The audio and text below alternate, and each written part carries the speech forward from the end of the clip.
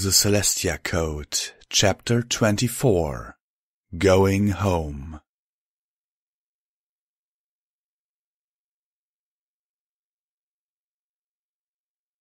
I was just finishing up brushing out my tail when a steward knocked gently on my cabin door. "I thought you might like some breakfast, Your Highness," the steward said when I opened the door. There was a carafe of coffee, a toasted cinnamon raisin bagel so fresh it was still steaming, maple yogurt, and fresh fruit on his little cart. "Oh, bless you," I said. "That is exactly what I need right now." "You're welcome, ma'am. If there's anything else you'd like, just use the speaking tube." He pointed to a little brass pipe that ended in a slight flare, like the mouth of a trumpet, on the bulkhead of my cabin, and ask for the galley. Adventure was all well and good, but civilization was wonderful. I savored my breakfast to the last bite as I watched the several Pegasi acting as guards change their respective watches. One flew out to where the Pegasus from the night watch was keeping pace with Sunbeam, and they flew together for a couple of minutes, exchanging orders and news, I assumed. The now off-duty guard flew back to the airship, making a sweeping bank. A quick glide around the big, starboard lateral fin later, and he disappeared from my view into the hangar deck below. When I'd finished eating, I refilled my coffee mug, stirring in sugar and cream as I opened my cabin door. I wanted to find a large surface to spread out my work. My cabin was well equipped, but very small nonetheless. I tried the saloon first, but saw through the round port in the door that Luna, Sassy, and the two changeling drones we had brought along were inside, deep in conversation. Luna willingly sitting down in the same room with changelings? The world was changing, no doubt about it. I reversed course and headed forward to the main cabin. The main feature of the cabin was a large table where crew and passengers usually took their meals, if not eating in their own cabins. I entered to find that the doctor who had treated me after my magic-fueled meltdown had her own paperwork spread out at one end of the table. "Good morning, Dr. Feverfew," I called out to her. "No, don't get up. I'm here for the same reason you are, apparently." I put down my mug, notebooks, quilts, and journal on the other end of the big slab of wood. "We have a little more than an hour and a half to work here, Your Highness," she explained. "That's when the crew takes their first meal." "That's fine. I'll probably need a break by then anyway." She nodded and went back to her own work. I only took a few minutes to return the pages and cover of the journal to strengthen flexibility, but the binding was decayed beyond repair, so I had to deal with loose sheets. I used my quill to number them as I read, so that I could put them back in order if need be. The reason for Sharphoof's rebellion was soon explained. Her expedition had discovered the cornucopia and were able to use it, but they never understood how it worked. The food that it produced for the members of the expedition allowed them to stay in the city for many months longer than they had planned. At first they thought they may have made a wondrous discovery that would change all of Equestria. Then, when they uncovered documents that revealed Celestia knew about the cornucopia, they wondered why she hadn't shared such a bounty of riches with her subjects. And slowly, day by day, Professor Sharphoof's quill work changed. It decayed. Soon, the speculation in her journal was as to why Celestia was deliberately denying her ponies the wealth that was free for the taking. The members of the expedition began to believe that the propaganda of the ancient unicorns must have some basis in fact, and that Celestia might be a tyrant behind a mask of kindness. Many months spent in the presence of the dark crystal had given its poisonous influence time to work on their minds, and slowly their suspicions and speculations took on the strident certainty of unthinking fanatism. Fueled by utter certainty and the belief that their wild speculations were self-evident truths, they returned to Canterlot, determined to expose Celestia's evil plans. The rebellion, such as it was, lasted all of an afternoon. They were academics, not soldiers, and when they attacked the palace guards, it brought a swift end to their crusade. The High Court took into account their states of mind at the time, even offering to moderate their sentences if they would submit to mind-healing magics. They refused. To alter a pony's mind against their will has always been a cultural taboo, even from the earliest days of the kingdom, and so their choice was imprisonment or banishment. They chose to return to the city in the desert. I couldn't imagine why any pony would willingly choose a lifetime that meant they would never see a field of green grass again, but it was clear that they were still under the influence of the crystal. They were archaeologists, not engineers. When they discovered the trove of technical books, they couldn't use or even understand much of them. But Sombra's books they understood. The mind-altering properties of the crystal evidently continued to erode Sharphoof's sanity in a horrible negative feedback loop, and by the end of the journal the text was barely legible. There were long sections of paranoid ramblings about the need to hide and preserve the truth, about the assassination teams that Celestia had surely sent to prevent them from freeing all ponies from the solar tyranny, and about the generations to come that would treat the journal as a holy book once the world was back under the rightful domination of the unicorn tribe. It was probably the same effect that had driven the ancient unicorn magicians to hide their secrets in encoded sculptures. The truths had to survive, no matter what might happen to them personally. The last entry detailed Sharphoof's mad plan to change the crystal's limiters to allow transport of entire ponies, to kidnap engineers and convince or compel them to build a new crystal engine in a location closer to Canterlot, close enough to bring an end to Celestia's reign. That explained why they had catalogued and crated up all the books. They never intended to remain in the desert city. They were on a holy crusade. With the poison built into their greatest creation, the ancient unicorns caused the downfall of their own civilization. But worse than that, the evil lived on, claiming more lives, long after the city had fallen to ruins. When Sharphoof had reached out to free the crystal from its constraints, well, I hoped that she had been so insane by then that her death had been a mercy. "Your Highness, are you in pain?" I blinked and looked up at the doctor standing by my side. I hadn't realized until then that I had been crying. "No, I'm all right," I said as I sniffled and wiped my eyes. I waved a hoof at the loose pages spread across the table. "Just a very sad story, an old, stupid tragedy that didn't need to happen. If you would like to come to sickbay, I could—" "No, really," I assured her. "I'm fine." I teleported my papers and quills back to my cabin and stood up. I left the mug where it was. The coffee had gone cold. "Your Highness," the doctor said in the sort of gentle/stern tone that doctors everywhere use on uncooperative patients. "According to your friends, before you blasted a crater in the desert with your skull, you were channeling so much magical energy that you lit up like a small sun. You were throwing off streams of pure force from your wings and hooves as well as your horns that pretty much annihilated anything they touched. Why you are not now a princess-shaped lump of charcoal is a mystery that I am completely unable to fathom. So, if you won't be sensible and go back to bed for a month, will you at least promise me to try to take things easy?" "I'll try," I said, smiling sheepishly as I was reminded once again of how lucky I was to even be alive.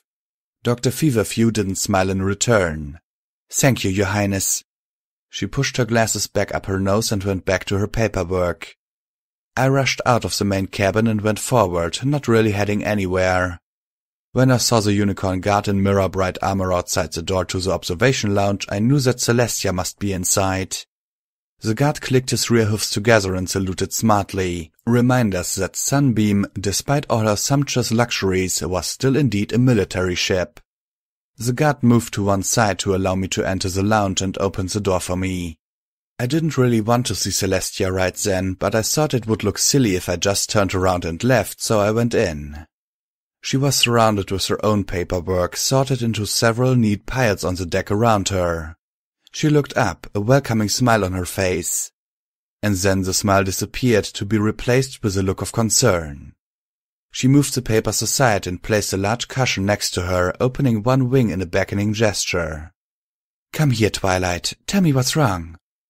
She didn't ask me if I was sick or hurting. One look and she knew what was wrong with me wasn't physical.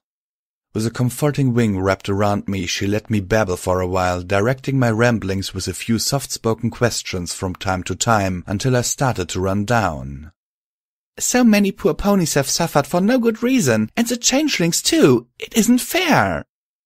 I don't know exactly what sort of reply I expected from Celestia, but it certainly wasn't what I got. "You are a princess of the realm now, Twilight," she said in a serious tone of voice.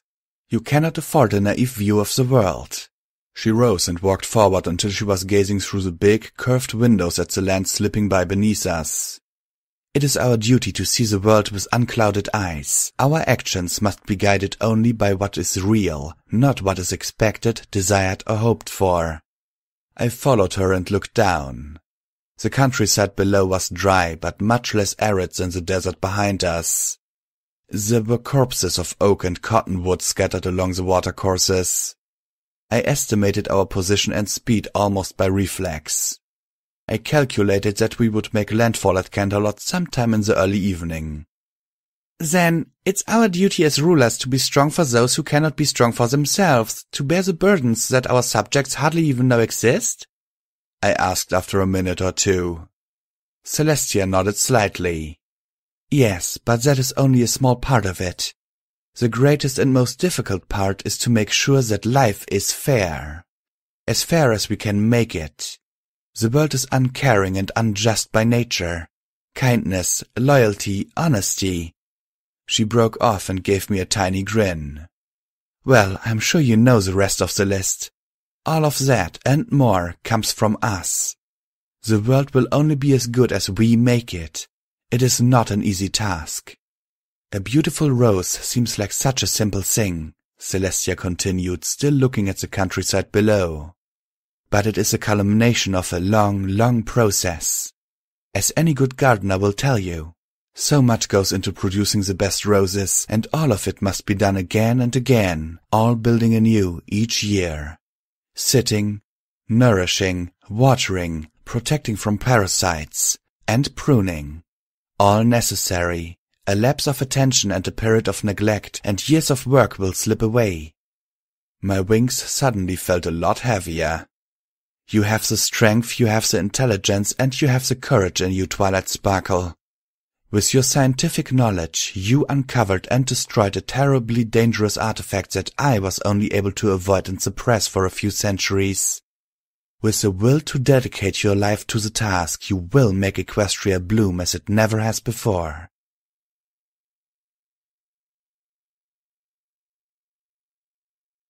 Epilogue. Judgment. She steals them all before I can get my share, the saffron-colored mare insisted. Then you all ought to get up earlier, lazybones, the aqua-blue mare replied. It ain't laziness. Sizzleberries don't ripen before noon. That marmalade you make isn't a patch on mine. I lifted a hoof to interrupt them before things could degenerate further and cleared my throat. I think I understand the problem, and I believe that there are a few possible solutions. Since the Sizzleberry patch is on Crown lands, I could grant the harvest rights to the highest bidder in a blind auction, or I could divide the patch into 2 equal parts. Or I could hold a contest to see which of you produces the best marmalade and award the patch to the winner. Or you two could merge your businesses and save a lot on expenses and capital costs. I paused to let the options sink in. Finally, one of them spoke up. Which one you all gonna choose, princess? Oh heavens, I'm not going to choose. Pause for effect. You two are going to make the decision. Huh? Beg your pardon? Both of you are going to come back to court at this time next week and let me know which solution you've agreed on. You don't have to pick one of mine. Anything sensible is fine as long as you both agree. They looked at each other doubtfully.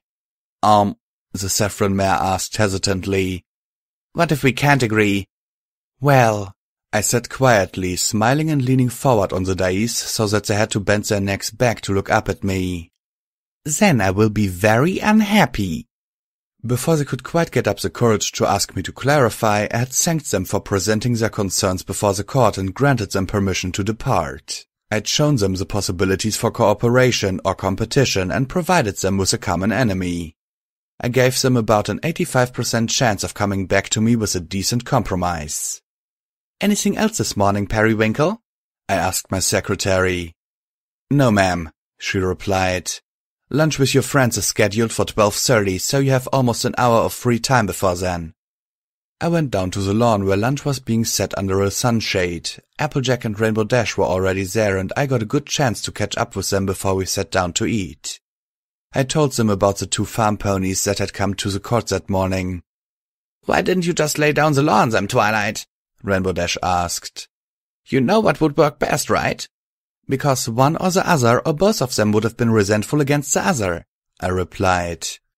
They may not come up with the most efficient solution, but they will come up with the solution that makes them both happiest. Or at least unhappy anyway. There's still gonna be a mattress full of you for pushing them into a sugar cube, Applejack observed. They'll each think they coulda got a better deal if you decided in their favor. I know, but that's fine with me, I shrugged. It's just part of being a princess. Applejack and Rainbow Dash started to debate who had the best hoofball team that year, and I let my thoughts wander. I wondered if there would ever be a statue carved of me trampling poor, oppressed ponies under hoof. Given the half-solar, half-lunar style of ruling I was developing, I decided that it was almost inevitable. And I was okay with that.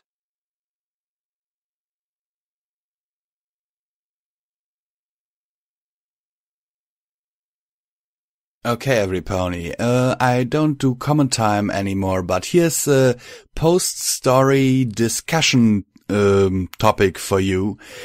Just imagine, you all read or, well, listened to me reading to you what happened when Twilight dropped that meteorite on that mountain. That was just one alicorn, one not immortal alicorn at that. And I would think the weakest amongst the three if we take Celestia, Luna and Twilight.